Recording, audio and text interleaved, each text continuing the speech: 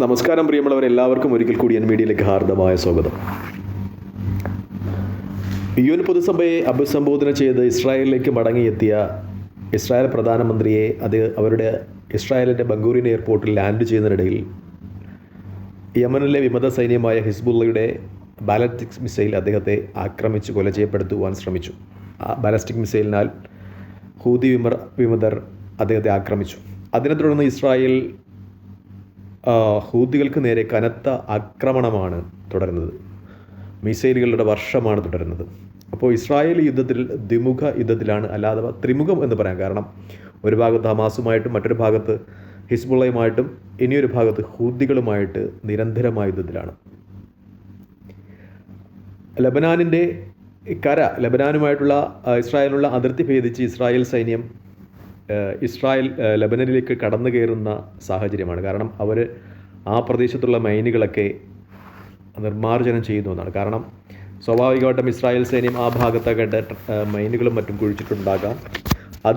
അതൊക്കെ നിർമ്മാർജ്ജനം ചെയ്ത് കമാൻഡോകളെ ഉപയോഗിച്ച് നിർമ്മാർജ്ജനം ചെയ്ത് മുന്നോട്ടുള്ള പ്രയാണത്തിനായിട്ട് ഇസ്രായേൽ സൈന്യം തയ്യാറെടുക്കുന്നു എന്നാണ് ലബനൻ ഭാഗത്തു നിന്ന് കിട്ടുന്ന റിപ്പോർട്ടുകൾ. മറ്റൊന്ന്, 2 പരാജയം ഇസ്രായേൽ ലബനനിൽ നിന്ന് ഹിസ്ബുള്ളയുടെ കയ്യിൽ നിന്ന് ഏറ്റുവാങ്ങിയിട്ടുള്ളതാണ്. 1984 മുതൽ 2000 വരെ ഒരു ലബനിൽ ഇസ്രായേൽ അധിനിവേശമുണ്ടായിരുന്നു. ഹിസ്ബുള്ള അതിനെ ധീരോചിതമായി പ്രതിരോധിച്ചു. അപ്രാവശ്യവും ഇസ്രായേലിന് ലബനാനിൽ നിന്ന് തിരിഞ്ഞോടേണ്ടി വന്നു. പിന്നെ 2016 ഹിസ്ബുള്ള ധീരമായി പ്രതിരോധിച്ചതിൻ്റെ പേരിൽ ലബനാൻ അധിനിവേശം ഉപയോഗിച്ച് ഇസ്രായേലിനെ തിരിച്ചു പോകേണ്ടി വന്നു. ഇത് ഇസ്രായേൽ പറയുന്നത് എന്നാണ് തന്ത്രപരമായ പിന്മാറ്റം എന്ന് പറയുന്നെങ്കിലും ലോകമാധ്യമങ്ങളൊക്കെ ഇസ്രായേൽ ഹിസ്ബുള്ളയോട് പരാജയപ്പെട്ടു എന്ന് തന്നെയാണ് വിലയിരുത്തുന്നത്. പക്ഷേ ഇസ്രായേൽ അതിൽ നിന്ന് ഒരുപാട് പാഠങ്ങളൊക്കെ ഉൾക്കൊണ്ടിരിക്കുന്നു. കാരണം നമുക്ക് വ്യക്തമാകും ഇസ്രായേലിൻ്റെ ടാർഗറ്റുകൾ. കാരണം ഹിസ്ബുള്ളയുടെ നേതൃനിരയെ തന്നെ ഇസ്രായേൽ ഇല്ലാതാക്കി കഴിഞ്ഞു. അത്രമേൽ ശക്തമായ ചാരക്കണ്ണുകൾ ഹിസ്ബുള്ളയുടെ മേൽ ഇസ്രായേലിനുണ്ട്. കാരണം ഹിസ്ബുള്ളയിൽ തന്നെ ഇസ്രായേലിയൻ ചാരന്മാർ നുഴഞ്ഞു കയറിയിട്ടുണ്ടാകാം എന്നാണ് ഹസൻ നസ്രുള്ളയുടെയും അതിനുശേഷം തിരഞ്ഞെടുക്കപ്പെട്ട മേധാവിയും ഇപ്പോൾ കൊല ചെയ്യപ്പെട്ടു എന്നാണ് പറയുന്നത്. അപ്പോൾ ഹിസ്ബുള്ളയിലും അതുപോലെ ഹമാസിലുമൊക്കെ നുഴഞ്ഞു കയറുവാൻ മൊസാദിൻ്റെ ചാരന്മാർക്ക് കഴിഞ്ഞു എന്ന് തന്നെയാണ് വ്യക്തമാകുന്നത്. ഇപ്പോൾ ചില റിപ്പോർട്ടുകളൊക്കെ സൂചിപ്പിക്കുന്നത് ഇറാനിയൻ ചാരന്മാരാണ് ഒറ്റിക്കൊടുത്ത് ഹസൻ നസ്രുള്ളയുടെ മരണത്തിന് കാരണമായി ഹസൻ നസ്രുള്ള താമസിക്കുന്ന കെട്ടിടങ്ങൾ മൊസാദിന് ഒറ്റിക്കൊടുത്തത് എന്ന രീതിയിലും വാർത്തകൾ വരുന്നു. എന്ന് വെച്ചാൽ എല്ലാ രംഗത്തും മൊസാദ് നുഴഞ്ഞു കയറിയിട്ടുണ്ട് എന്ന് തന്നെയാണ് വ്യക്തമാകുന്നത്. അതുതന്നെയാണ് എല്ലാവരെയും ഭയപ്പെടുത്തുന്ന ഘടകവും. പക്ഷെ മറ്റൊന്നു കൂടിയുണ്ട്. ഏകദേശം ഇറാൻ ലബനാൻ അതിർത്തിയിലിട്ട് അതിൻ്റെ സൈന്യത്തെ വിന്യസിപ്പിച്ചിട്ടുണ്ട് എന്ന് തന്നെയാണ് വ്യക്തമാകുന്നത്. മറ്റൊന്നു കൂടിയുണ്ട്. ഹസൻ നസ്രുള്ളയ്ക്ക് കൊല ചെയ്യപ്പെട്ട അബ്ബാസ് നിലോഫർ റോഷൻ എന്ന് പറയുന്ന ഒരു ഇറാനിയൻ സൈന്യത്തിൻ്റെ ഉപമേധാവിയാണ്. അദ്ദേഹം ഓൾറെഡി തന്നെ ഇറാനിലുണ്ടായിരുന്നു എന്നാണ് വ്യക്തമാകുന്നത്. അപ്പോൾ ഇറാൻ സൈന്യത്തിൻ്റെ ഒരു ശക്തമായ സ്വാധീനം ഇപ്പോഴും ലബനാനിലുണ്ട്. എന്ന് വെച്ചാൽ ലബനാൻ കിഴക്കൻ അതിർത്തി ഭേദിച്ച് എത്തുന്ന ഇസ്രായേലിന് ശക്തമായ ഒരു പോരാട്ടം തന്നെയായിരിക്കും നേരിടേണ്ടി വരിക. ലബനാനിൽ പണ്ടും അങ്ങനെ തന്നെയായിരുന്നു. ഇസ്രായേൽ 2 പ്രാവശ്യം 1984 മുതൽ 2000 വരെ ഇസ്രായേൽ അവിടെ പിടിച്ചു വച്ചിരുന്നെങ്കിലും ലബനനിൽ നിന്ന് അവർക്ക് തിരിച്ചു ഓടേണ്ടി വന്നു. 2016 തിരിച്ചു പോകേണ്ടി വന്നു. അപ്പോൾ ഹിസ്ബുള്ള ശക്തമായ പോരാട്ടം തന്നെ ലബനനിൽ ഇപ്പോഴും ഇസ്രായേലിന് കൊടുക്കുമെന്ന് തന്നെയാണ് പ്രതീക്ഷ. കാരണം അവരുടെ നേതൃനിര ആകെ തകർന്നിട്ടുണ്ടാകിരിക്കും. വാർത്താവിനിമയ സംവിധാനങ്ങളൊക്കെ പേജർ അതുപോലെയുള്ള വാക്കി ടോക്കി പോലുള്ള സ്ഫോടനങ്ങളിലൂടെ അവർക്ക് സുരക്ഷിതമല്ല എന്ന ധാരണ അവർക്ക് തന്നെ ഉണ്ടാക്കി അവരുടെ ആത്മവിശ്വാസം തകർത്തുണ്ടാകും. എങ്കിലും പോരാളി സംഘങ്ങൾ ആയുധങ്ങളുമായി സജ്ജരായിരിക്കും എന്ന് തന്നെയാണ് സൂചന. മറ്റൊന്നു കൂടിയുണ്ട്. ഇറാൻ്റെ ഒരു കടന്നുവരവ്. ഇറാൻ ആ പ്രദേശങ്ങളിലേക്ക് സൈന്യത്തെ വിന്യസിപ്പിച്ചിട്ടുണ്ട് എന്ന് ചില യൂറോപ്യൻ മാധ്യമങ്ങളൊക്കെ റിപ്പോർട്ട് ചെയ്യുന്നുണ്ട്.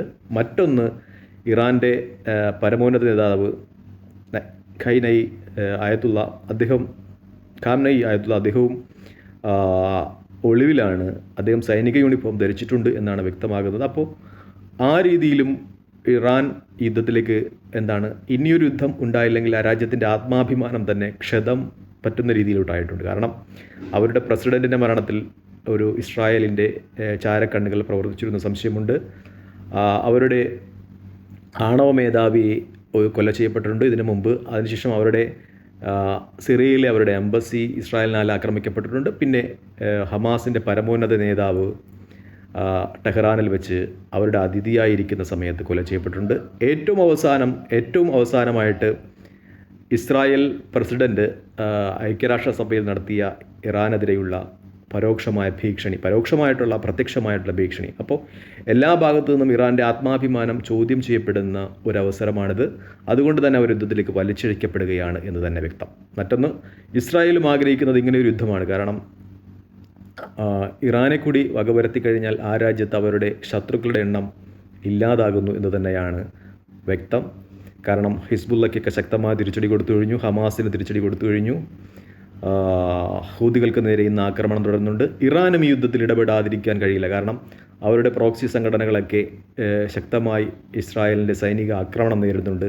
അവരുടെ രക്ഷയ്ക്ക് എത്തേണ്ട ഒരു സന്ദർഭം തന്നെയാണ് ഇറാന് ഇത് എന്ന് അവരുടെ നേതൃത്വം മനസ്സിലാക്കുന്നുണ്ട്. അപ്പോൾ പശ്ചിമേഷ്യ യുദ്ധം മറ്റൊരു തരത്തിലേക്ക് കടന്നു പോവുകയാണ് എന്ന് തന്നെ പറയാം. പക്ഷേ ഏറ്റവും പ്രധാനപ്പെട്ട കാര്യമെന്ന് പറഞ്ഞാൽ അന്താരാഷ്ട്ര തലത്തിൽ ഇസ്രായേലിനെതിരെ ഒരു നയരൂപീകരണം സൃഷ്ടിക്കപ്പെടുന്നുണ്ട് എന്ന് മാത്രമാണ്. കാരണം അമേരിക്ക ഉൾപ്പെടെ ബാക്കി എല്ലാ രാജ്യങ്ങളും ഇസ്രായേലിനെതിരെ തിരിഞ്ഞിട്ടുണ്ട്. ഫ്രാൻസിൻ്റെ ശക്തമായ താക്കീതുണ്ടായിരുന്നു ഈ ലബനാനിലും വെസ്റ്റ് ബാങ്കിലും ഗസയിലുമൊക്കെ തുടരുന്ന നരനായാട്ടിനെതിരെ. പിന്നെ മറ്റൊന്ന്, ഇസ്രായേൽ പ്രസിഡന്റ് ഐക്യരാഷ്ട്രസഭയിൽ സംസാരിച്ചപ്പോൾ അവിടെ നിന്ന് അദ്ദേഹത്തെ ബഹിഷ്കരിച്ച് ഇറങ്ങിപ്പോയ രാഷ്ട്ര നേതാക്കന്മാരുടെ ഒരു സംഘം തന്നെയാണ്. കാരണം വളരെ കുറച്ച് പേർ മാത്രമേ അദ്ദേഹത്തിൻ്റെ പ്രസംഗം കേൾക്കാനുണ്ടായിരുന്നു. അദ്ദേഹം നരഭോജിയാണെന്ന് ആക്ഷേപിച്ചുകൊണ്ട് തന്നെ അവിടെ നിന്ന് രാഷ്ട്ര നേതാക്കന്മാരൊക്കെ ഇറങ്ങിപ്പോയിട്ടുണ്ടായിരുന്നു. അത് ഇസ്രായേലിനെ സംബന്ധിച്ച് വലിയ തിരിച്ചടിയാണ്. ലോകത്തിൻ്റെ വിവിധ ഭാഗങ്ങളിൽ അവർക്കെതിരെ ജനവികാരം രൂപപ്പെടുന്നു എന്നത് തന്നെ ഏറ്റവും വലിയ തിരിച്ചടിയാണ്. പക്ഷേ അതിനെ ഇസ്രായേൽ പ്രധാനമന്ത്രി പറഞ്ഞത് തങ്ങളിങ്ങനെയൊക്കെ പ്രതീക്ഷിച്ചുകൊണ്ട് തന്നെയാണ് വന്നത്. ആദ്യം വരണ്ട എന്ന് UN നാഷണൽ സഭയെ അഭിസംബോധന ചെയ്യണ്ട എന്നാണ് തീരുമാനിച്ചത്. പക്ഷേ നമ്മുടെ അഭിപ്രായം പറയാൻ വേണ്ടി മാത്രമാണ് വന്നത് എന്ന് അദ്ദേഹം പറഞ്ഞിട്ടുണ്ടെങ്കിലും പക്ഷേ അങ്ങനെയല്ലായിരുന്നു. അദ്ദേഹം പ്രതീക്ഷിച്ച ഒരു വാം വെൽക്കമല്ല അവിടെ കിട്ടിയത്. മറിച്ച് ലോക നേതാക്കന്മാരൊക്കെ അദ്ദേഹത്തെ എതിർക്കുന്ന ഒരു സ്ഥിതിവിശേഷമായിരുന്നു. അപ്പോൾ ഇനിയുള്ള യുദ്ധരംഗങ്ങളിലൊക്കെ ഒരിക്കലും ഏകപക്ഷീയമായിരിക്കത്തില്ല. കാരണം ഇറാൻ എന്ന് പറയുന്ന ലോകത്തിലെ ഏറ്റവും ശക്തമായ സൈനിക വിന്യാസമുള്ള രാജ്യമാണ്. കരസേന വളരെ ശക്തമാണ് എന്നത് തന്നെയാണ് ഈ യുദ്ധത്തെ വീണ്ടും കാഠിന്യമേറിയതാക്കുന്നത്.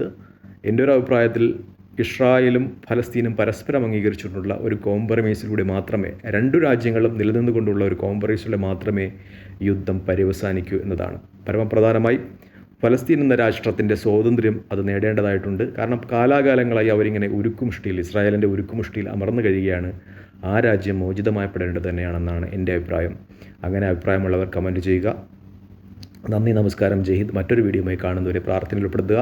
ഒന്നുകൂടി പറഞ്ഞുകൊണ്ടുള്ള, നിങ്ങൾ വീഡിയോയും സംസാരം ഇഷ്ടപ്പെടുന്നില്ല, ഒന്ന് ലൈക്ക് ചെയ്ത് കമൻറ്റ് ചെയ്ത് പോവുക. കാരണം അങ്ങനെ ലൈക്കും കമൻറ്റുമാണ് ഈ വീഡിയോ കൂടുതൽ ആളുകളിലേക്ക് എത്തിക്കുന്നത്. നന്ദി, നമസ്കാരം, ജയ് ഹിന്ദ്. മറ്റൊരു വീഡിയോയുമായി കാണുന്നവരെ പ്രാർത്ഥനയിൽ ഉൾപ്പെടുത്തുക.